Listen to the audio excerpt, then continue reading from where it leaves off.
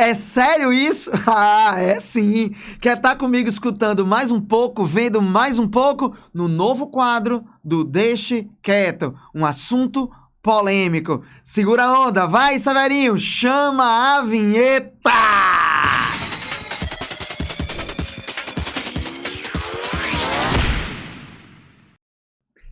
Monark é nazista? É sério isso? Nós começamos agora o primeiro episódio do quadro É sério isso? Pois é, o tema já tá passado um pouquinho, mas de qualquer maneira, nós aqui do Deixe Quieto achamos que seria interessante trazer isso, porque não é se monarca é nazista ou não.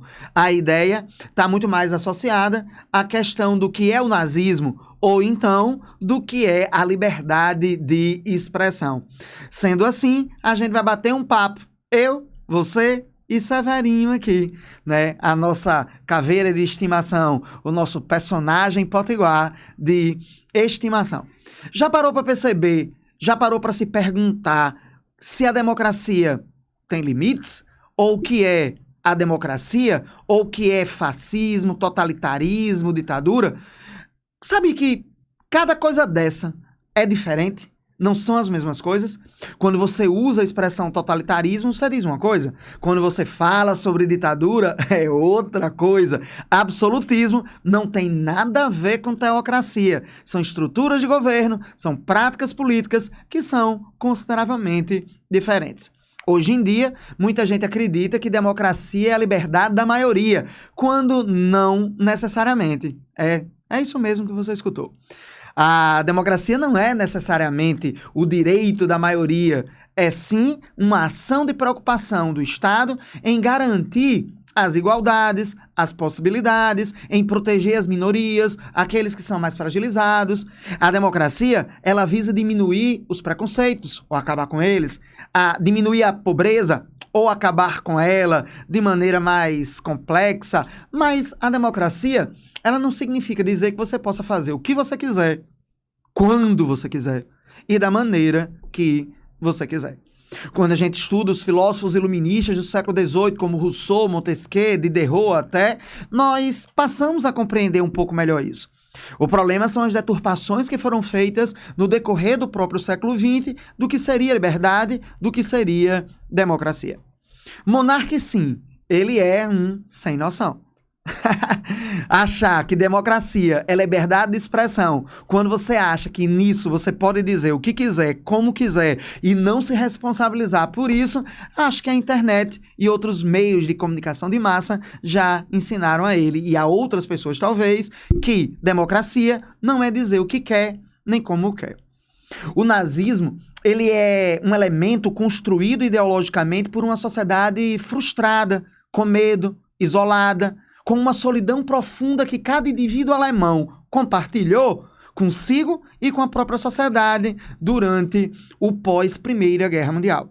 Uma nação que foi traída pela Inglaterra e pela França, uma nação que foi feito um acordo entre esses países e quando a guerra encerra, simplesmente Inglaterra e França mudam como querem, do jeito que querem, e ainda jogam os Estados Unidos, que também não é fluxo e cheire, no meio dessa confusão. A Alemanha é um dos países com maior educação intelectual que nós temos na modernidade. O alemão comum, o alemão de classe média, o alemão que tem um ensino básico, tem uma formação intelectual que deixa a desejar, né, a nossa educação em vários aspectos, principalmente aqueles que, em algum momento, se colocam como tão intelectuais na internet. Lembre que a internet é um espaço público, a internet é um espaço aberto, mas esse espaço, ele acaba abrindo as portas do inferno. Porque muita gente diz o que quer, como quer, muita gente passa a ouvir outras pessoas e, às vezes, essas pessoas não têm uma base, essas pessoas não possuem uma forma de falar. O nazismo, ele é a violência da humanidade. O nazismo é um dos elementos mais solidificados das contradições civilizacionais. Médicos, advogados, engenheiros, professores, artistas, filósofos, todos eles foram capitaneados pelo Estado alemão para justificar a morte e o extermínio, não apenas de judeus, não apenas de minorias, mas da própria civilização em essência. O nazismo chegou ao poder se utilizando de discursos duais entre direita e esquerda. O nazismo chegou ao poder agregando os trabalhadores fragilizados, famintos, solitários, destruídos por uma economia que foi confrontada pela inflação, gerada por acordos, por imposições, por ditados ingleses e franceses pós Primeira Guerra Mundial. Eu acho que até hoje os ingleses e os franceses ainda não conseguiram absorver o pau que levaram da Alemanha na Primeira Guerra Mundial. Eu acho que nem os Estados Unidos aqui entre a gente, tá? A maior nação, a mais poderosa econômica e militarmente do mundo, levou um pau juntamente com a Inglaterra e a França da Alemanha a partir de agosto de 1916, 1917, na realidade. Então, assim, é uma coisa que a gente tem que se pensar. Como essas nações acostumadas a dizerem que eram grandiosas, poderosas, acabam criando uma determinada situação para a Alemanha que leva a uma precarização econômica. O nazismo nasce disso. O nazismo nasce das mágoas sociais, do sentimento de traição que os alemães sofreram naquele momento. Até aparecer um doido, que não era doido nada. Na realidade, era um cara extremamente inteligente. Na realidade, esse líder alemão, ele vai ter o apoio de intelectuais, de economistas. É o cara que se faz aquela autoridade masculina, violenta, agressiva, palavrões. Hitler chegou a dizer que a honra do povo alemão um dia seria lavada ainda com o sangue dos filhos da Inglaterra e da França. E a população alemã, frágil, debilitada economicamente, fragilizada, ela vai ao delírio quando ela escuta essas expressões. A ideia de que Hitler jamais roubaria ninguém, que Hitler trabalharia incansavelmente pelo povo e para o povo. Esse era Hitler. Era o cara que se fazia de ação teatral, caras, bocas, gestos, roupas, tudo para dizer que ele estava ali para proteger o povo, que ele era o símbolo do pai, que era o símbolo do filho, incorruptível. Era ele, Hitler, que salvaria o povo alemão, que protegeria essa população das misérias, das aflições, da falta de alimento, de educação, de moradia, de aquecimento durante o inverno europeu, que naquela época, naquele lugar, era extremamente intenso, até porque não haviam as mesmas tecnologias que nós temos hoje. É nesse quadro que o nazismo nasce destilando ódio. É nesse mundo que o nazismo constrói seus inimigos, constrói comunistas como inimigo, constrói católicos como inimigos, constrói homossexuais, deficientes físicos, mentais, pessoas que tinham todos os tipos de necessidades como inimigos que deveriam ser destruídos. Mães perderam seus filhos, pais perderam seus filhos, esposas perderam maridos, maridos perderam esposas, famílias se desfizeram. E tudo isso em prol da saudação nazista. Tudo isso em prol em um discurso de que dizia que traria liberdade. Você sabia? O nazismo colocava que traria liberdade para o povo alemão, que traria democracia, que afastaria o perigo do comunismo stalinista que devastava a Europa, a família, a propriedade, a ética e as condutas. O nazismo sistematizou a morte como elemento catártico. Sabe o que é isso? Sabe assim, todos nós temos raivas, todos nós temos desejos internos. E essas raivas, esses desejos, essas emoções, elas são muitas vezes cadenciadas, jogadas em violências, simplesmente pelo fato de que nós não podemos praticá-las na sociedade, no Estado, na comunidade, na coletividade. E aí nós criamos, a própria civilização criou formas de você matar, exterminar, aniquilar. Um filme de terror que você assiste está muito associado a isso. É um descarrego de emoções, de sensações. Você quer sentir medo para sentir que está vivo. Olha aí os problemas da nossa modernidade. Os problemas do desenvolvimento de uma tecnologia específica da Revolução Industrial e de uma forma de pensar do iluminismo lá do século XVIII. Pois é isso mesmo. Os nossos corpos sentem, mas o Estado deixa a gente, não permite que a gente sinta. O Estado faz, a sociedade faz com que a gente não tenha a expressão de todos os nossos desejos. Isso vai de matar o outro até a vontade de comer. Mas essa própria sociedade cria formas de você desprezar, de você extravasar, de você fazer de conta que não existe, ou simplesmente canalizar essas energias. O filme de terror, um filme de pornografia, um filme de suspense. Quando você lá tá no seu WhatsApp e você passa um vídeo de um estupro, porque você acha que você não tá estuprando. Você acha que você não está violentando o outro. Tá sim. Quanto mais você vê um vídeo, quanto mais você reproduz o vídeo, quanto mais você espalha o vídeo, mais vezes aquela ação se repete. Você faz, você consome, você produz aquilo ali dentro de outras perspectivas. Às vezes nós é que não queremos pensar. Às vezes nós é que não queremos sentir isso. Nós não queremos fazer uma reflexão porque toda reflexão leva a uma dor. Toda reflexão leva a uma perturbação. Toda reflexão leva a um deslocamento dos indivíduos. E isso gera dor, sofrimento. Você tem que se reconstruir toda hora. É por isso que é mais fácil você culpar o outro.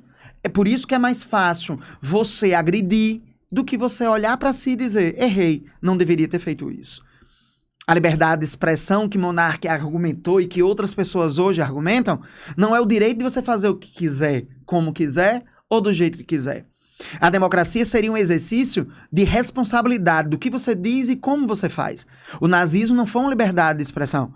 Se for assim, vamos todos nos reunir aqui e votar para matar Monark, já que nós somos a maioria, nós queremos isso, e nós estamos dizendo que ele prejudica a sociedade, prejudica a coletividade. Você já imaginou como isso pode servir de discurso para uma série de indivíduos, instituições, grupos políticos que querem chegar ao poder? Pense um pouco sobre isso, reflita sobre isso. As pessoas que dizem, por outro lado, que Monark é um nazista, não sabem efetivamente também o que é o nazismo. São palavras que são ditas, destiladas como fel, como ódio na internet, nos meios de comunicação de massa, e simplesmente você vem, acredita nisso e repete sem perceber. Sabe aquela foto? Uma vez eu estava num grupo e recebi uma foto. Era apenas um indivíduo, ele era negro, muito magro, estava de camisa regata do Flamengo, e o texto dizia que aquele cara estava sendo perseguido pela polícia naquele momento e ele havia cometido um estupro, ele havia violentado uma idosa. Imediatamente o grupo reagiu. Todas as pessoas que estavam lá, o menor nome que chamaram o cara foi de fela da puta. Claro, eu faria o mesmo. Mas será que alguém pensou que aquilo não poderia ser verdade?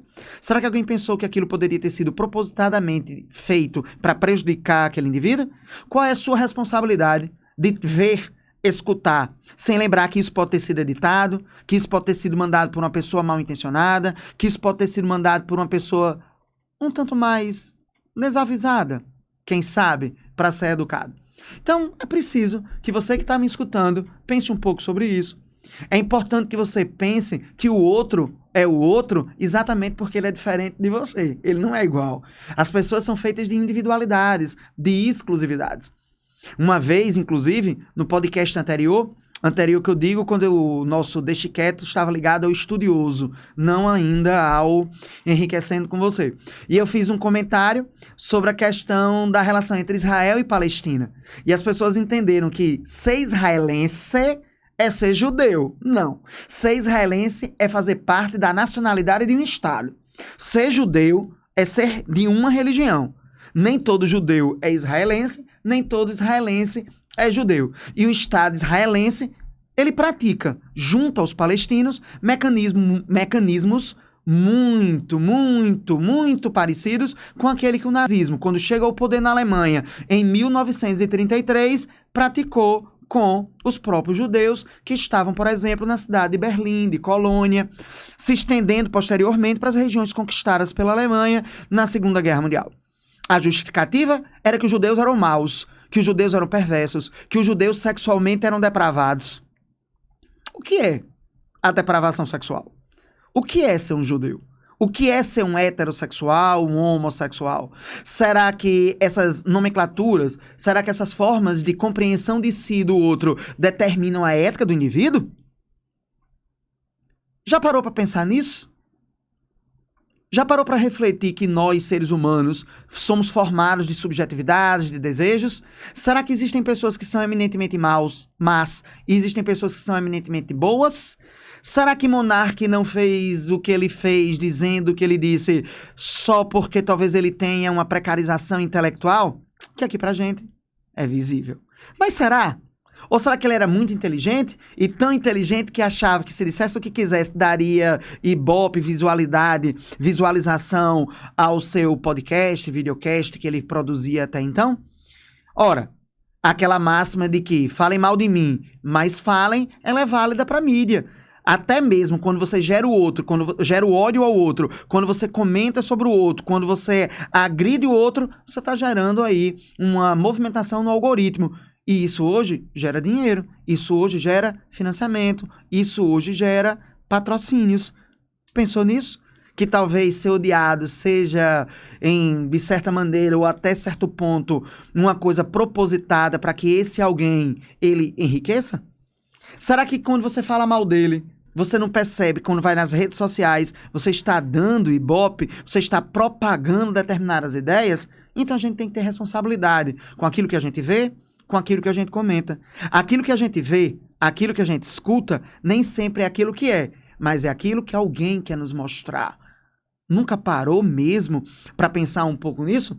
Você que está no carro escutando, você que está em casa preparando a refeição, você que está se deslocando usando um fone, você que está no carro, no trânsito, querendo matar alguém. Será que aquele outro que lhe deu a trancada, será que aquele outro que esbarrou em você o fez de propósito? Será que ele talvez não tenha nem percebido com os próprios problemas que ele tem cotidianos ou familiares?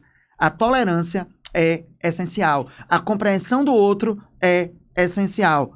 Nazismo é a representação plena, absoluta, máxima do extermínio da civilização, elaborado e construído pela própria civilização.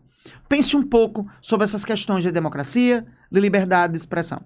Pense um pouco sobre como você se comporta com o outro, porque o outro é diferente de você. Palavras, gestos, o corpo, as nossas roupas comunicam sempre alguma coisa a alguém.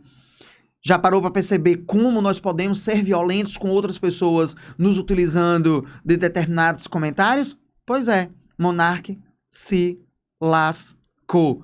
Mas talvez outras pessoas também talvez precisassem ter uma situaçãozinha, não só no nosso país, mas no nosso estado, na nossa cidade. Cuidado, não engula a corda de quem tem o poder da comunicação. Quem tem o poder da comunicação tem o poder de construir o mundo. Então, enriquecendo com você no podcast do Deixe Quieto.